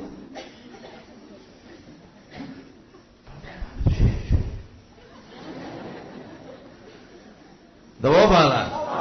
ရှင်းမရှင်းလားအားလုံးတရားကိုဆုံးယုတ်တဲ့ဆုံးယုတ်လာတယ်ပျက်စီးတဲ့ကိုကျင့်တရားတွေလည်းပျက်စီးကျန်တာပျက်စီးတာဘာမှမဆမ်းပါဘူးကိုကျင့်ရှင်းလားစီးပွားဥစ္စာပြက်တာပြက်ချင်တယ်လို့ပြက်ပါကိုကျင့်တရားမပြက်ဘူးအရေးကြီးအဲ့တော့အခုငါတို့တွေဥမမတောင့်တာသည်အဖြေပေါ်ပြီလားသီလဆောင်မှကြည့်ဒီမှာသီလသမာဓိပညာဘုရားကဘု து အရင်ပြောတယ်ဘု து အရင်ပြောတယ်သီလဆိုတာအခြေခံသီလကောင်းမှသမာဓိကောင်းသမာဓိကောင်းမှသီလမရှိရင်သမာဓိမရှိရင်ကဲဘယ်သူကအခြေခံသီလဆိုတာလေရွတ်အံတရစယ်နေယုံအော်နေယုံလားတကယ်လေ့ကျင့်ဆောင်ထင်းရမှာဒါမို့လို့ဘုရားရှင်ရဲ့အဆုံးအမသာသနာမှာတကယ်သာသနာပြုလုပ်ငန်းနှစ်ရပ်ရှိသာသနာပြုလုပ်ငန်းဘယ်နှရပ်ရှိလို့နှစ်ရပ်ဆိုတာတရားကပရိယတ်တိသိအောင်လုပ်ပေးတာဘာလို့လဲသင်တဲ့လူကသင်ပေးတယ်သင်ယူတဲ့လူကသင်ယူအဲ့တော့သင်ယူခြင်းပို့ချခြင်းဆိုတာကမရှိဘူးလားရှိပါတယ်ပို့ချနေတာလည်းပရိယတ်တိသာသနာသင်ယူနေတာလည်းပရိယတ်တိသာသနာရှင်းတယ်နော်ရှင်းပါတယ်ဒါပေမဲ့သင်ထားယုံတတ်ထားယုံနဲ့ပြီးသလားပြီးပါဘူးပညာတတ်နဲ့ပညာရှိမတူမထမထပမာပြည်မှာပညာတတ်တွေပေါ်တယ်ပညာရှိမရှိသလောက်ရှင်းနော်ဘာလို့ဒီစကားကိုပြောလဲပညာဆိုတာသိရင်တော့တတ်တယ်ပေါ့ခွေးလေးတောင်လက်ပေးဆိုရင်တတ်ပါလေဟမ်တညက်ကလေးပြခုံခိုင်းခုံပါလေရှင်းလားဟောအင်းလေးတွေသွားကြည့်ကြောင်းနေခွင်းတွေကခုံဆိုလဲခုံတာပဲတိရစ္ဆာန်သင်ပေးတော့တတ်တာပဲဒါပေမဲ့သူတို့ကိုယ်ပိုင်ပညာရှိတာလားသင်လို့တတ်တယ်လက်စကလေးမှန်မှန်နဲ့ထားမှဒီခွင်းနဲ့ခုံတာလက်စပြောင်းကြည့်လိုက်အဲ့ဒီခွင်းနဲ့မရောက်တော့ရှင်းတော့ခုလဲခင်ဗျားတို့ကျိုးတို့တွေတင်ထားသလောက်တတ်နေတာကိုကိုပညာရှိထင်လို့တော့မရဘူးပညာဆိုတာဘာလို့ဖို့တင်တာလို့တူမလို့လေနော်ရှင်းမဲ့လူတွေမျောလင့်နေတာပညာဆိုတာဘာလို့ဖို့တင်တာကလေးလေးတွေကာကြီးခါကိုစတင်နေတာဘာလို့ကြဖို့ဣဒါလေးတွေလည်းပြောပေးဖို့လူလေးတွေအတန်းအောင်ဖို့မဟုတ်ဘူးဘာလို့လို့အသုံးချဖို့အောက်တန်ဃာတော်ရှင်သူမြတ်တွေပြောရအကြီးတန်းရောက်ပြီအလတ်တန်းရောက်ပြီအဲ့ဒါအထီးကမဟုတ်ပါဘူးအဲ့ဒီအကြီးတန်းအလတ်တန်းငယ်တန်းဓမ္မစီရပြီးပြီဘာသုံးချတယ်လဲပြန်မေးထိထန်လမ်းလျှောက်နေတဲ့ဓမ္မစီရတွေဒီပုံကြီးရှိတယ်ဟမ်ဟိုကောလိဂျင်တွေခေတ်ကပြောသလိုပဲထိထန်လမ်းလျှောက်နေတဲ့ BABS တွေဒီပုံကြီးရှိတယ်ဆိုတာဟမ်လူမှုနဲ့ဘွဲရထားတဲ့လူလောကီဘွဲရထားတဲ့အဲ့ဘွဲရထားပြီးသူဘာသုံးချလဲရက်ွက်အတွက်သုံးချလားလူမြို့နယ်အတွက်သုံးချလားကိုယ်အတွက်သုံးချလားမိသားစုအတွက်သုံးချလားဘာမှမသုံးရင်အဲ့ဒီပညာအလကားပညာရှင်းလားဒီလိုပညာတတ်ရုံပဲတတ်တယ်ပညာရှိပညာရှိဆိုတာကိုယ်ပိုင်သုံးတတ်တဲ့ပညာရှိနေပြီပညာသင်တာကအကောင်ဆိုအကြောင်းအကျိုးအမှားအမှန်ပိုင်းခြားနိုင်ဖို့သင်တာရှင်းလားသဘောပါလားကိုတတ်ထားတဲ့ပညာကိုအလုံးလုံးတဲ့နေရာမှာဒီပညာတွေပြန်ပြီးပါတော့သုံးရစီဝါရေးနယ်ပယ်မှာသုံးရမယ်လူမှုရေးနယ်ပယ်မှာသုံးရမယ်ဘာသာရေးနယ်ပယ်မှာသုံးရမယ်ပြန်မသုံးဘူးဆိုရင်ပညာအလကားစရိတ်ကုန်တာပဲရှိအချိန်ကုန်လူပန်းအလုပ်ပြည့်စရိတ်တဲ့ရှင်းတော့သဘောပေါက်လားအဲ့တော့ခုလည်းဦးဇင်းကတရားလာဟောတယ်နားထောင်ကောင်းအောင်လာဟောတာဟမ်ဒီပညာလာပေးတာဘာလို့ဖို့အသုံးချဖို့ဘာလို့ဖို့လဲကျင်းတယ်နော်အဲ့တော့ပြန်ကြည့်သီလစောင့်ထိန်ခြင်းရဲ့သဘောတွေကိုဘုရားဟောပြောဆုံးမထားတာမရှိဘူးလားရှိပါတယ်ကဲဒီနေ့ခင်ဗျားတို့ဒီနေ့ဒီချိန်ဒီသက်ရွယ်ထိကိုယ်သက်နဲ့ကိုယ်ပေါ့ဗျာ10နှစ်က10နှစ်15နှစ်ကအနှစ်15နှစ်အနှစ်20 30 40 60 90ဒီထဲမှာအရွယ်ဆုံးမပါဘူးလားကိုရောက်နေတဲ့အရွယ်ထိမသေးသေးတာဘာကြောင့်ထဲတ တီလာအကြောင်းကောင်းတယ်လို့ရှင်းလားသူများအသက်တတ်ခဲ့တဲ့လူကအသက်တူရမယ်အနာရောဂါများရရှင်းလားသဘောပေါက်လားအဲ့တော့သူတော်ကောင်းတို့မှာတီလာဆိုတဲ့အကြောင်းဟာရှိမရှိရှိပါဘူးသိကြသလားမသိကြဘူးသိပါဘူးကဲစီးစိမ်ဥစ္စာအခုကိုရတဲ့စီးစိမ်လေးနဲ့ကိုနေနိုင်တာမပြည့်စည်သေးတာဘယ်သူကြောင့်တီလာကြောင့်ရှင်းလားသူများပစ္စည်းခိုးထားတဲ့လူကထိတ်ကနေဆိုရှေးစိုးကကိုပစ္စည်းရင်ပြောက်ကိုလည်းဖဏတ်တွေမလာထားကြရသဘောပါလားလှုပ်လို့ရှိဖဏတ်ပြောက်ပြီးရှေးစိုးကဆိုတာဥဒ္ဓမင်္ဂလာတော့ဒါလက်တွေ့ကိုလို့ဦးဇင်းတို့သားဖဘောကုမျိုးမှာအလူပွဲလုပ်ပြီးဆိုသွားဖဏတ်ပြောက်ပြီးဆိုရင်ဥဒ္ဓမင်္ဂလာတော့သားဖနော်ကိုနဲ့ပြန်တယ်ဟာအလူတကာလိုက်လာဖဏတ်ပြောက်လို့ဆိုမပြောစားမှလည်းဗျာရှက်လို့ဟာဘာဖြစ်လို့လဲခိုးတဲ့လူကရှက်ရမှာမင်းကဘာလို့ရှက်မဟုတ်ဘူးသခိုးကကြိုးဟင်အများကြီးတဲ့မှာကိုဖဏတ်ဘာလို့ခိုးခံရှင်းလားခိုးကိုယ်တိုင်ခိုးခဲ့တဲ့ကံရှိလို့ကိုပစ္စည်းဟုတ်ကဲ့ကိုကသူများနာမတရားယူခဲ့ရင်ကိုပစ္စည်းလည်းမတရားယူခံကိုကလိန်ခဲ့ရင်ဟောအယောင်းဝယ်လုပ်တဲ့အလိန်ခါပြီဆိုရှေ့ဆုံးကကိုကောင်းကြောင်းလေးတွေကိုပြောအောင်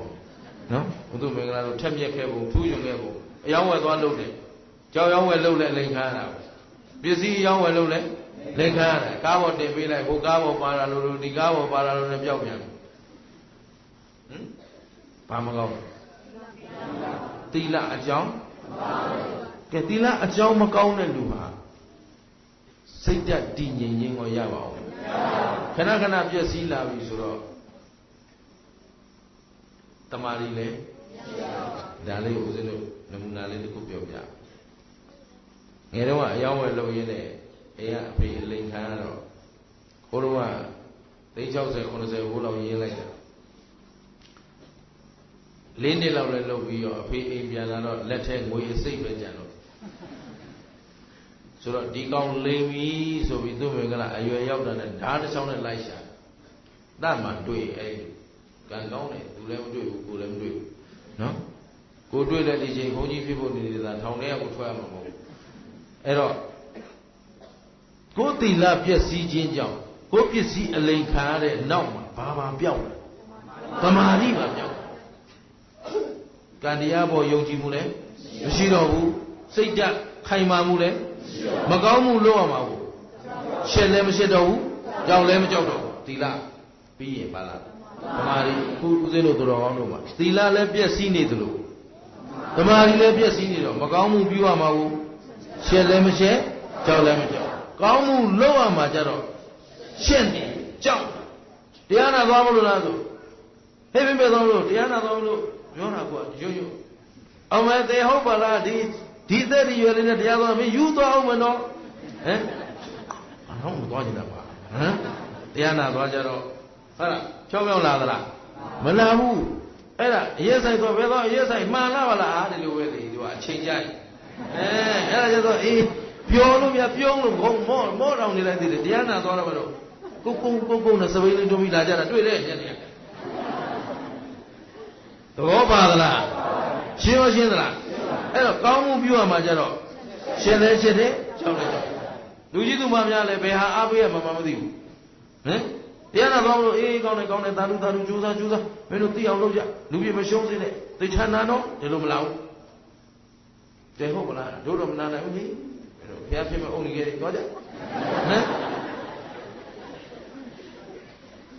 ဟုတ်သူတို့ကိုယ်တိုင်ကဘုရားတရားဘာမှမသိဘူး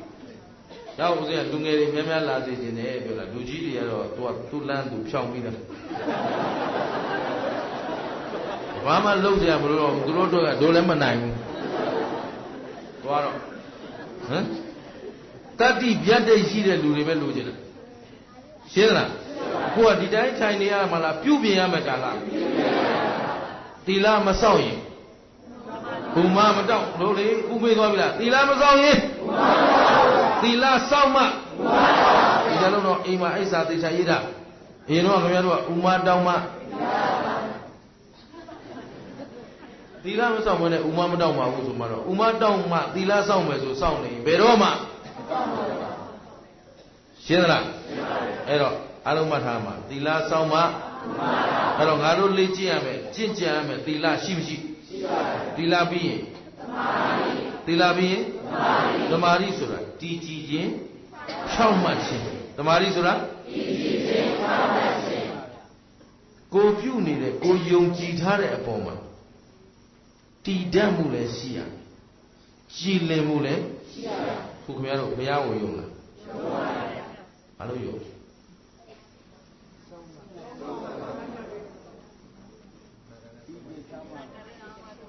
ဘာလို့ယုံဆုံးမအောင်ယုံနော်ဘာလို့ယုံလို့ဆိုရင်ဆုံးမဘာလို့ယုံ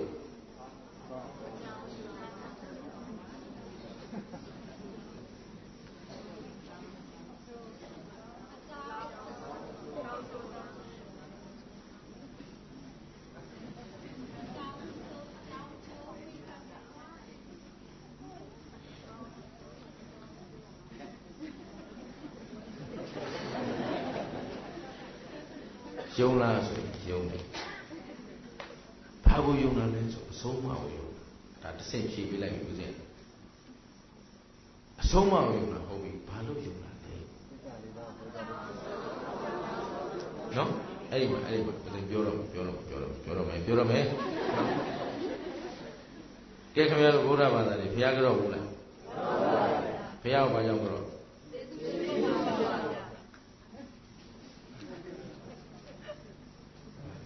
မြို့မှာကျူးရှင်နေနောက်ကျနေပေါ်ရနော်အဲမြန်မာလူမျိုးလုံးရှောက်ပြီးတော့ဒါမေးပြီးဟောခဲ့တာအထက်အောက်ဆုံးကြီးစံကြီးမှာခုဖြောင်းတန်းဖြေနိုင်ခဲ့တာဆိုလို့ညောင်ဦးတစ်မျိုးပဲရှိတယ်ညောင်ဦးရဲ့မုံရွာရဲ့ပေါ့လေမုံရွာချင်းနေမစိုးဘူးအဲ့တော့ဘာလို့လဲဆိုတော့អော်ခဲ့တာကလွန်ခဲ့တဲ့3-4 လလောက်ကလေးကဒီတရားတွေអော်နေတာဒီတိုင်းអော်နေတာရောက်တဲ့မျိုးတိုင်းတရားစဟောရင်တရားစဟောတာအဲ့တော့မြန်မာပြည်အထက်အောက်နှံ့ခဲ့ပြီဆိုတော့ဒီအလေပိုင်းတိုင်းလောက်ကတော့တော်တော်လေးသူတို့ပွေတွေရောက်ပြီးတော့လေ့ကျင့်ထားလောက်ပြီလို့ဒီလိုထင်ပြီးမေးတာသာဓုခေါ်မလို့ဟိုသူတို့ဘိုးတော်အဆင့်ကမတက်သေးဘူးအဲ့တက်ကြွဖြေနိုင်တာအခု2မျိုးပဲရှိတယ်အဲ့တော့သူတော်ကောင်းတို့အားလုံးကိုဦးဇင်းသတိပေးခြင်းသာသနာပြည့်နေပြီလို့ပြောတယ်ဘုရားဘာကြောင့်ကြော့မှန်းတောင်းသိတော့ဒီမေကွန်းဟာစံတဝါဝါဖြစ်နေရမယ်မေကွန်းလားရဲရင်ဖြေနိုင်ရမှာနောက်အကြောင်းအများကြီးမရှိဘူးတစ်ခုလေးပဲရှိရှင်းနော်ဘုရားကိုဘာကြောင့်ကြော့ရသလဲဆိုတာအကြောင်းကတစ်ခုလေးပဲရှိအဲ့တော့ဒီတစ်ခုတည်းကိုလက်စိတ်ကမ်းမပေးနိုင်ခဲ့ကြတဲ့အတွက်ဒီနေ့ဒီသာသနာဘာဖြစ်လားပျက်စီးလာရှင်းလားပြက်ပြီးရင်ကွယ်တော့မှာဖျားပြောက်နေတယ်ဆိုတာအဲ့ဒါပဲခင်ဗျားတို့အဲ့တော့ကျေးဇူးရှင်လက်ဒီဆရာတော်ဘုရားကြီးအမိန့်ရှိဘူးလေမင်းတို့ဖျားကိုဆင်းတုကွယ်နေပြီဗါလဲဖျားကိုအာရှိပတ်သက်ရှိဖျားတယ်ဖို့လောက်စဉ်းစားနေတယ်ဟိုနာဖျားတယ်မယ်ဒီနာဖျားတယ်အကြောင်းဆောက်အောင်မယ်ဟမ်ဘုရားဘာသာလေးလည်းကြာတော့တနာလာပြီဦးဇင်းဦးကြောင်ကြားတွေကထားလို့ဖျားတယ်အောင်မယ်ဘယ်နာမှာဆိုလူရပြန်ပြီအုံလူဟမ်ဘာအကျိုးရှိတော့ဆိုတော့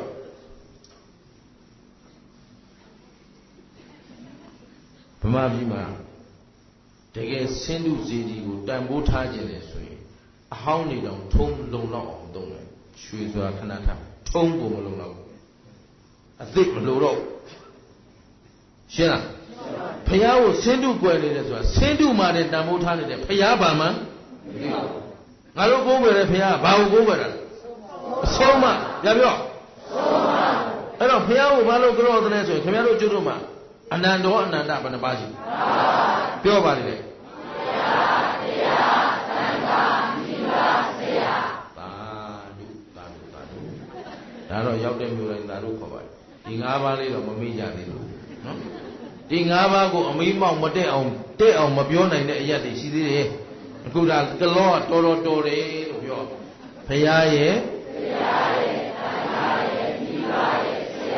သိကြပြီနော်ကဲဒါပေမဲ့ခင်ဗျားတို့မိဘကိုကြော့ဘူးလားဘာလို့ကြော့မိဘဒီငါတို့ရဲ့ပါလေ ဆရာရောကြောဘူးလားဘာလို့ကြောလဲကျေးဇူးရှိလို့ကြောတယ်ကျေးဇူးရှင်မို့လို့ဒါပေမဲ့ဘုရားကဘာလို့ကြောသောသောကလေးကဒီတန်လောက်ထွက်ရင်တာရုအပြေးလွှားခေါ်လိုက်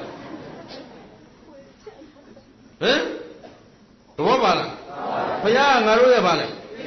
ကျေးဇူးရှင်ကဲတင်ရှင်မို့လို့ကျေးဇူးရှင်လားလမ်းပြသူမို့ကျေးဇူးရှင်လားကဲတင်မှုကိုပြောလင့်နေတဲ့လူမျိုးတွေလားဟုတ်ရှင်းတော့ကဲမငါတို့လွတ်မှာဆိုရင်လာမကဲနဲ့လွတ်လိုက်လို့ပြောလိုက်ရှင်းလားရှင်းပါပြီသဘောပါသလားဆိုကြပါစို့တွင်းထဲရောက်မယ်ကျွန်းနဲ့ညွန်နဲ့ရောက်နေမယ်အဘောကလာကဲမလွတ်မှာဟိဆိုတာမကဲနဲ့တော့ထားရတော့မင်းကဲမလွတ်မှာဆိုရင်မတက်တော့ရှင်းလားသဘောပေါက်လားသူများကဲတင်ကြီးကိုစောင့်မျှော်နေရတာနဲ့ကိုယ့်ပုဂ္ဂိုလ်အားကိုးရတာဘယ်တွေကတန်ဖို့ရှိလဲသူများရွေးချယ်ပေးတဲ့လမ်းကိုရှောက်ရတာနဲ့ကိုယ်လမ်းကိုရှောက်ရတာဘယ်ဟာတန်ဖို့ရှိလဲတို့အမြတ်ဆုံးဗုဒ္ဓကိုပဲအမြတ်နိုးဆုံးရှင်းလားတန်ဖို့အထားဆုံးအမြတ်နိုးဆုံးရှင်းတယ်နော်ဒီလိုသိပြီးမှမြတ်နိုးတာရောင်မမြတ်နိုးတာမဟုတ်ဘူးဖခင်ခင်ဗျားတို့ဘာလို့ပြင်မယ်လို့မဲဆွဲထားတာရှိလားဘယ်လိုကဲတင်မယ်လို့ပြောတာဟုတ်ရှိဘယ်သူအားကိုးတယ်အယုသားဆုံးအပွင့်လင်းဆုံးအရှင်းလင်းဆုံးအဖြောင့်မှန်ဆုံးတရားပိုင်ရှင်ရှင်းသလားသဘောပေါက်သလားအဲ့တော့ဘုရားရှင်ဒီငါတို့ဧကံမုတ်ချပါကျေးဇူးရှင်ကျေးဇူးရှင်မို့လို့ကြောတာကြောထိုက်တယ်ပူဇော်ထိုက်တယ်ရှင်းရလားအဲ့တော့ဒီကျေးဇူးရှင်ကိုပူဇော်တဲ့နေရာမှာလေနော်ဘုရားကပြောထားတယ်မင်းတို့ငါရဲ့အာမိတ္တအမွေခံတွေမဖြစ်စေနဲ့တဲ့ဓမ္မအမွေခံသာဖြစ်ပါစေအာမိတ္တအမွေခံဆိုတော့ဘုရားလူကြီးတွေတို့ဘုရားနာကတ်စားတာဒါမျိုးမဟုတ်ဘူး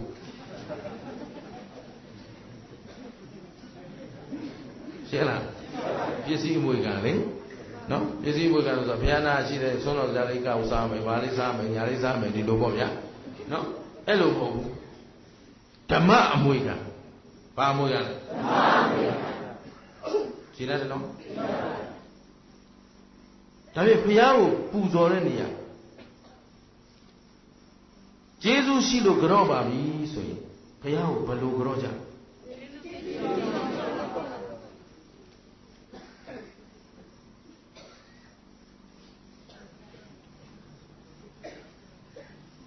တို့ဩဃာတနဲ့ကြော့မလားထီချင်း၅ပါးနဲ့ကြော့မလားဒါပြောကြမစိုးဘူးနော်တို့မြင်းချင်းနာဘဲဆိုတဲ့ဘက်ပါလာတာပဲတို့အထက်မြင်းချင်းနာမှာမေးတယ်ဘုရားကိုဘယ်လိုကြော့မလဲဆိုတော့အရှင်ဘုရားထီချင်း၅ပါးနဲ့ကြော့မယ်ဗျအဲလို့လားဟိုဘေးရောက်တော့ပါပြောတယ်ဩဃာတနဲ့ကြော့မယ်ဗျဟုတ်ပြီနော်ဘယ်လိုကြော့မှာလဲဆိုဘုရားကျေးဇူးရှင်ကိုကြော့တဲ့နေရာကျေးဇူးတုံ့လဲပြီးကြော့မှာကြော့ရရောက်မှာပေါ့အဲ့တော့ဘုရားကိုကြော့တဲ့နေရာဘယ်လိုကြော့မလဲလို့မေးကျေးဇူးသိပြီးမှကြော့ပြန်ပြောကျေးဇူးသိပြီးမှကြော့အားလုံးဘုရားကိုဘယ်လိုကြော့မလဲကျေးဇူးသိပြီးမှကြော့ဟုတ်ပြီအဲ့တော့ဘုရားတို့ကိုကဒီတိုင်းပဲထုံပေပေဖြစ်နေတဲ့အတွက်အရရမှာပြီးခဲ့တဲ့ဥပမာပဲထပ်ပြီးမယ်နော်ဒီတိုင်းဟောခဲ့တဲ့တရားတွေတော့ဗမာပြည်မှာတော်တော်နတ်နေပြီဘုသူမင်္ဂလာတရားပုဂ္ဂိုလ်ထပ်ပြီးဟောလို့မရှိဘူးဒါပေမဲ့ဒီအကြောင်းတွေကမထပ်လို့ကိုမရဘူးဟိုညောင်ရွှေရောက်လက်ဒါဆက်ပြောမှာဟဲဖို့မှလည်းဒါပြောမယ်ဒီနေ့ယူရှင်လာတက်တဲ့လူတွေရှိတယ်ဟဲဖို့ကနော်အဲ့ဒီယူရှင်တက်တဲ့လူတွေနဲ့ဟိုမှာဘယ်လောက်အချိန်မီမလဲကြည့်ကြမှာပေါ့နော်အဲ့တော့စဉ်းစားဘုရားကိုဘာကြောင့်ကြောတာလဲကျေးဇူးရှင်မို့လို့ကြောတာကျေးဇူးရှိလို့ကြောတာဟုတ်ပြီဘယ်လိုကြောမလဲကျေးဇူးသိပြီးမှကြောတာဆိုတော့ဘုသူမင်္ဂလာလည်းခင်ဗျားတို့ခတ်တီတီနဲ့ဆရာလုပ်ပြီးအခုမေးနေတာပေါ့လေပလင်ဘောကနေမေးကုန်ပြီးဟိုဘက်ဒီဘက်ကြည့်လိုက်ပြီးတော့ဘာဖြစ်လို့ဖြစ်မှမသိဟိုဘိတ်မှာကျတော့ပုံမွေလင်းလင်းလာလျှောက်ရောက်တာနဲ့အရှင်ပြားတဲ့ထူးလျှောက်เสียရှိလို့ပြောသားမဟုတ်ဘူးတပည့်တော်တို့ကတော်ရပါဗျာတဲ့ဘိတ်ဆိုတာဟိုကျွန်းထဲမှာနေရတာနိုင်ငံရဲ့အစွန်ဖျားပါအဲ့တော့ရှင်ပြားကိုယ်လေးတွေရောက်လာလို့မျက်စိနဲ့ပွင့်ရတာအဲ့တော့တခုတော့မေတ္တာရက်ခံပါလေဘာလို့ပြန်ပြောသားမှလို့ရှင်ပြမေကိုမေးပြီးတော့မျက်လုံးမျက်မှန်ကြီးပေါ်ကြော်ကြော်ပြီးတပည့်တော်တို့ကိုဟိုဘက်ဒီဘက်မကြည့်ပါနဲ့ဗျာကြောက်လုံးလို့နော်ဘာဖြေရမှန်းကိုမသိဘူးတဲ့နော်သူတို့ကတော့အဲ့လိုပြောတယ် အခုလည်းဖြေနိုင်ကြမလားလို့ပါသာဓုခုံလို့6တာမဟုတ်ပါဘူးရုပ်ကိုလည်းကြောက်စရာမလိုပါဘူးဘာမှလည်းမလုပ်ပါဘူးအဲ့တော့ဖြေပြီးရင်ဖြေတဲ့မိကုန်းလေးထဲမှာအမှားပါရင်မှားတယ်ပြင်ပေးမယ်မှန်တယ်ဆိုရင်သာဓုခေါ်မယ်ဒီလိုသဘောပါဟုတ်လားအဲ့တော့ဦးဇင်းတို့သူတော်ကောင်းတို့ကဆရာလို့သူမင်္ဂလာကလည်းဘုရားကြောတတ်တာ6လမပြီးသေးဘူးနော်ငယ်ငယ်လေးကလေးကတရားအထုတ်တယ်တရားနာဘူးတယ်မှန်တယ်ဒါပေမဲ့ဘုရားမကြောတတ်ခဲ့တာတော့အမှန်အသက်က42နှစ်ရှိယဟန်ဝါက14ဝါဘုရားကြောတတ်တာ6လမပြီးသေးဘူးဟုတ်ပြီနော်အဲ့တော့ကိုကြောခဲ့ပုံလေးနည်းနည်းပြောပြအဲ့တော့ဥဒုမင်္ဂလာဒီပလင်ပေါ်မှာပြုံးလေးတရားဟောတတ်ပေမဲ့အောက်ရပြောကြတယ်ရှင်ဗျာတဲ့စိုးစောဘာမှမပြီးဘူးရှင်ဗျာပြုံးလိုက်မှမှတ်မိနော်မျက်စိပေါက်ပြောက်သွားလို့အဲ့ဒီမှာအရှင်ဗျာပြုံးနေပြီးတော့မှတ်မိတယ်တဲ့ဆိုတော့အေးပလင်ပေါ်တွေပြုံးတာအောက်မှာဒေါသပုံမှာတာနော်တရားမဟောတဲ့ချိန်ဒေါသသိကြီးတယ်စိတ်ကတည်းကမှမရှိဘူးအဲ့တော့ဒုမင်္ဂလာကောင်းကြောင်းတွေပြောရရင်ဒေါသကြီးတယ်အညှိုးတေးကြီးတယ်အမြဲတမ်းရန်လိုနေနော်ဘယ်သူမှမကြည့်ဘူးကိုတောင်တစ်ခါတလေရန်ဖြစ်နေနော်ဒါကိုကောင်းကြောင်းတွေပြောတယ်အဲ့တော့အဲ့လိုနဲ့တရက်မှာတပည့်တွေနဲ့ညီတွေနဲ့စိတ်တိုင်းမကြဖြစ်ပြီးတော့ဒေါသဖြစ်ပြီးဆိုမှတော့စိတ်တိုင်းမကြလို့ပေါ့လေနော်လိုတာမရဖြစ်ချင်တာမဖြစ်တော့ဒေါသဖြစ်ပြီးအမတန်ပြင်းထန်တဲ့ဒေါသဖြစ်သွားတော့ငါနာတရားမကတ်နဲ့မိတ်ပေးလိုက်ဒါလည်းအကြောင်းရှိတရားမကတ်နဲ့လို့ပြောတာကဒေါသဖြစ်နေရင်တယောက်ယောက်ကိုတစ်ခုခုလှုပ်လိုက်ရမှာကြည်လိုက်ဘာမှမဟုတ်ရင်မှန်ပြပြထိုးခွဲလိုက်မှဒါကိုကြောင်းမှန်တယ်တော့အကုန်ပွဲယူနော်အဲ့တော့အဲ့ဒါသိလို့ငါနာမကတ်ချင်နဲ့ပြောလိုက်ဟိုလူတွေလည်းသဘောပေါက်တယ်ကတ်ဘူးအဲ့ဒါကိုယ့်ကိုဖြေမယ်ဗောဘုရားရှိသွားမှာမြေကဲအိတ်တာကောင်းပါလေခရင်မောအိတ်မပြေဘူးဆတုံးတယ်အဲ့တော့မှအမေငယ်တော့အမေဒေါသထတော့သွားမြင်တယ်ခရင်ကြီးမှတုံးဆအဲ့တော့အခုလည်းဆတုံးနေရင်းနဲ့ရင်မထဲမှာလိမ့်အောင်တက်လာဘယ်ပဲချမ်းထိတ်ဆိုအောင်တက်လာဖတ်ဆိုပြီးတာဟောကူတော့သိတာဗောနော်ဒိတ်ဆိုဟိုက်သိတော့ဘာဖြစ်ဒီမှာဆော့နေပြီဟမ်နှလုံးသွေးတက်လာပြီဒိတ်ဟိုက်သိတော့အဲ့ချိန်မြတ်သူမင်္ဂလာသိလိုက်ရဲ့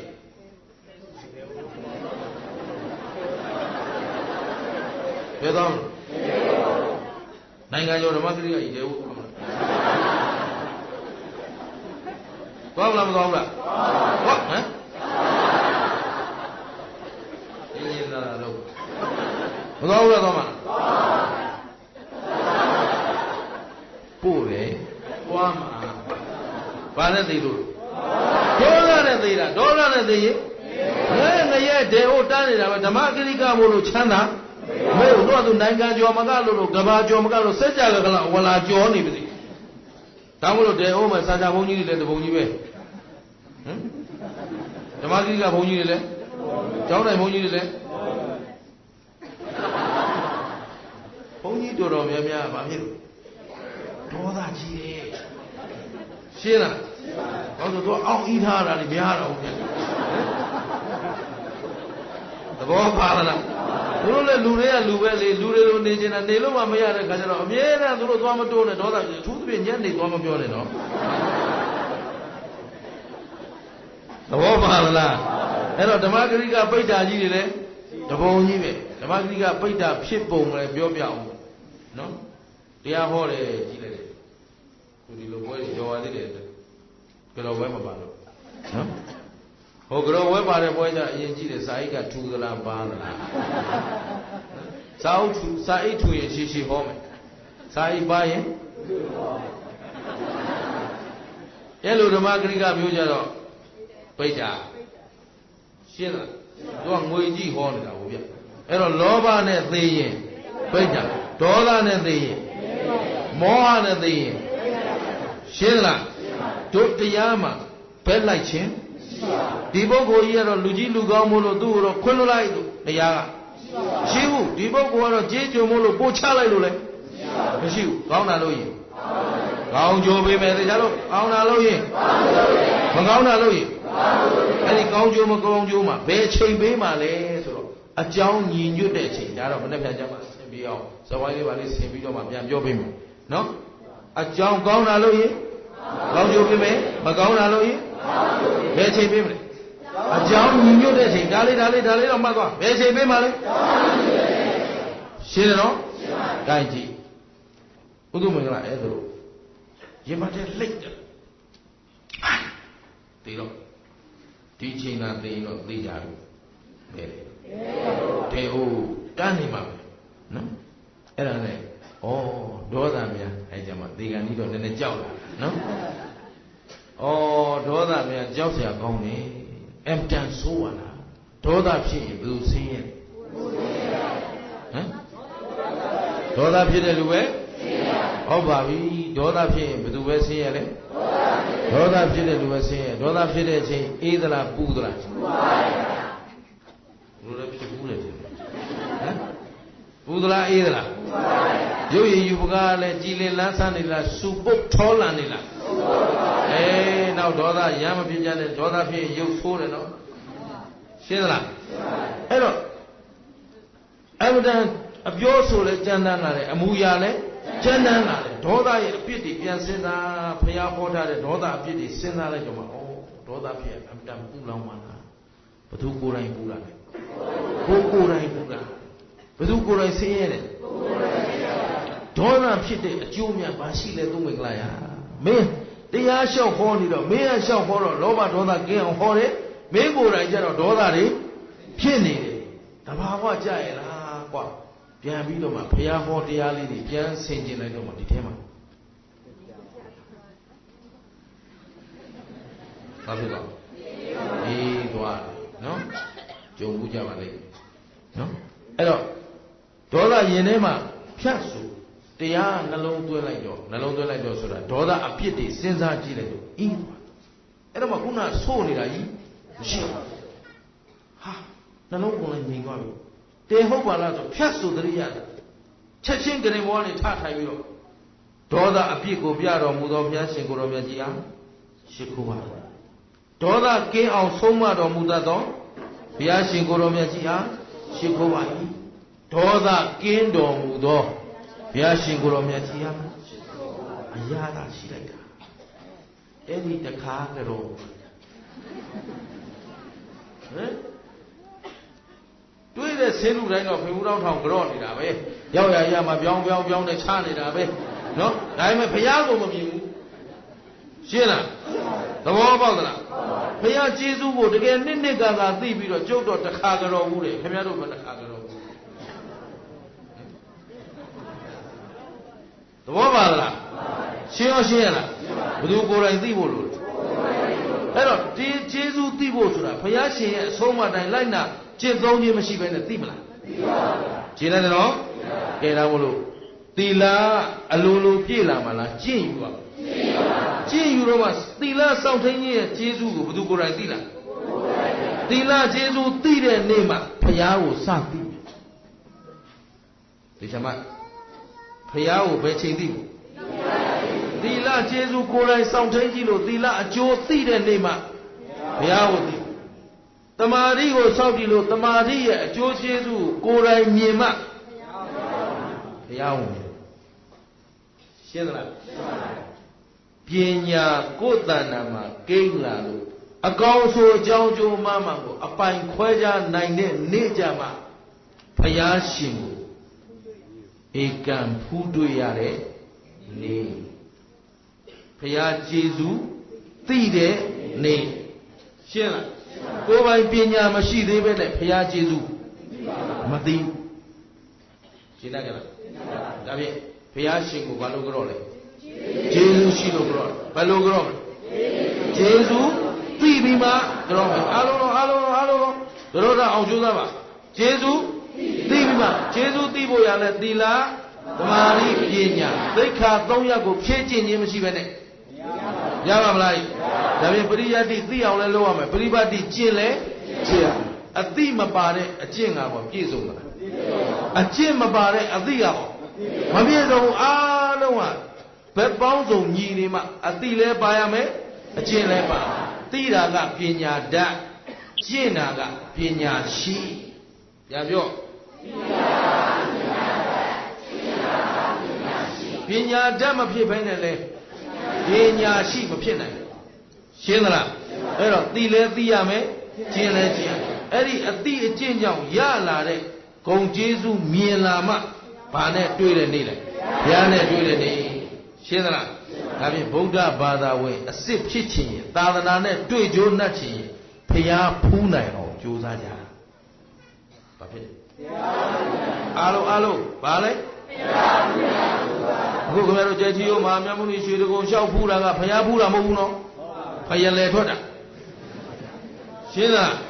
အဲ့ဒါလျှောက်တင်ထားတဲ့ဇေဒီတွေအလဲထွက်တာပကံရောက်ဘူးတဲ့ဘယ်ရောက်ဘူးတဲ့အဲဟုတ်တယ်အဲ့ဒါဖယလဲထွက်တာအခုကဘာဖူးရမလဲဘုရားကိုဘာကြောင့်ကြောလဲကျေးဇူးရှိလို့ဘယ်လိုကြောမလဲကျင့်သလားအဲ့တော့အဲ့လိုကြောနိုင်အောင်မိမိရဲ့သီလသမာဓိပညာသိက္ခာတွေကိုဖြည့်ကျင့်ရင်းနဲ့ဘုရားကျေးဇူးမြင်လာတဲ့နေ့မှာဘုရားကိုဖူးတွေ့နိုင်မယ်လို့မှတ်ကြရှင်းသလားဒါဖြင့်ဒီနေ့ပြည့်နေတဲ့သာသနာတော်ကြီးကိုဒီတိုင်းထားမလားပြင်ညဟုတ်ပြီပြည့်နေတဲ့လူမျိုးကိုဒီတိုင်းထားမလားပြင်မလားပြင်လို့ရမလားပြင်နိုင်ပါမလားသာသနာလုံးပြည့်နေတာပြင်လို့ဖြစ်ပါမလားဟမ်အဲ့လိုပြင်နိုင်ပါမလားသာသနာလုံးလေလူမျိုးတစ်မျိုးလုံးပြည့်တာပြင်လို့ရမလားပြောသွားနောက်တစ်ထပ်မေးငါတယောက်လည်းကျန်တော့ဟမ်ဒုက္ခပဲပြင်ရင်ရမရချော့မင်းနေလို့ရတယ်ပြင်ရင်ဟုတ်ဒါပေမဲ့ပြင်နိုင်သလားပြင်ရဲသလားမနေ့ပြန်အဲ့ဒါဆက်ပြောမှာပြင်နိုင်သလားပြင်ရဲသလားမနေ့ပြန်ဆက်ပြောမှာပြင်နိုင်သလားပြင်ရဲသလားဒါပေမဲ့ပြင်ရင်ရမရ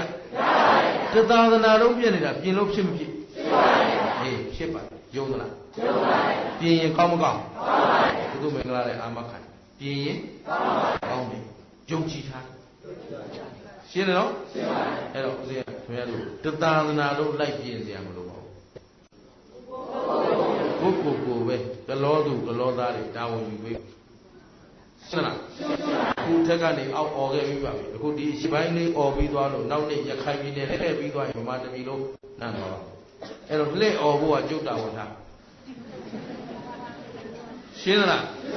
ပြင်ဖို့ကတော့အဲ့တော့လက်ပြင်နေရမှာလားကိုတာဝန်ယူရမှာများနေသေးလားဟမ်များနေလည်းမတတ်နိုင်တော့ဘူးအဲ့တော့တယောက်စာပဲတာဝန်ယူရမှာရှင်းလားဒါလေးမှမလုပ်နိုင်ဘူးဆိုခင်ဗျားတို့လူကိုမဟုတ်တော့ရှင်းလားသဘောပါသလားရေလိုက်ငားလိုက်နေသွားတာလူလားပြုပြင်တတ်မှလူလားအသိဉာဏ်ရှိတဲ့လူမှပြင်တတ်တယ်ရှင်းသလားဒါမို့လူဖြစ်ဖို့လွယ်ပေမဲ့လူပိသဖို့ရှင်းသလားလူပိသချင်းဘယ်သူကိုကြည့်ကိုကိုကြည့်ကိုသီလသမာဓိပညာရှင်းသလားဘယ်သူကိုစောင့်ရှောက်ဘာနဲ့စောင့်ရှောက်ဉာဏ်နဲ့ဘာနဲ့စောင့်ရှောက်မလဲဉာဏ်ဆိုတာအကောင်းဆိုအကြောင်းကျိုးအမှားမှန်ပိုင်းခြားသိတာဉာဏ်အဲ့ဒီဉာဏ်နဲ့စောင့်ရှောက်ရင်ဖြစ်မဖြစ်သူကိုယ်ခန္ဓာကိုယ်ကြည်စံပိုင်သလားမပိုင်ဘူးလားမြဲသလားမမြဲဘူးလားအဲ့မမြဲမပိုင်တဲ့ခန္ဓာကိုယ်ကြီးအတွက်နဲ့အာဟုသို့နဲ့ရှာကျွေးမလား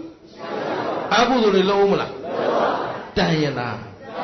စဉ်းစားတန်ရလားခဲတို့ဘလောက်ရှာကျွေးဒီခန္ဓာဟာအိုမြဲနာပြီးအိုပြီးရင်နာပြီးရင်တားလို့ရလားဘယ်တော့ခယူဆိုင်အိုနာသေးကလွတ်သလားမလွတ်တဲ့အတူတူမကောင်းတာလုပ်ပြီးအသက်မွေးမလားကောင်းတာလုပ်ပြီးအသက်မွေးခန္ဓာပြန်ကြည့်တော့မမြဲတဲ့ခန္ဓာလားမမြဲတဲ့ခန္ဓာဘာသစ္စာသိတဲ့ဉာဏ်ကသိတာကနောင်ဒုက္ခမလာတာကသစ္စာဘယ်တစ်ချက်ကအေးကဲသစ္စာလေးချက်တပြိုင်တည်းကိုက်မှသာလျင်တန်တရားဝတ်တွင်းကလွတ်ကင်းနိုင်မှာဖြစ်တဲ့အတွက်မမေ့မလျော့မမော့ဆသောတတိမလျှော့သောဆွဲလုံးလားလက်ကင်ထားပြီးတော့ဒီနေ့ဒီချိန်ကစပြီးသာသနာနဲ့တွေ့ကြိုးနှက်အောင်လူဖြစ်ကြိုးနှက်အောင်ကြိုးစားကြပါစို့လို့တိုက်တွန်းရင်းနဲ့နားကြအောင်စို့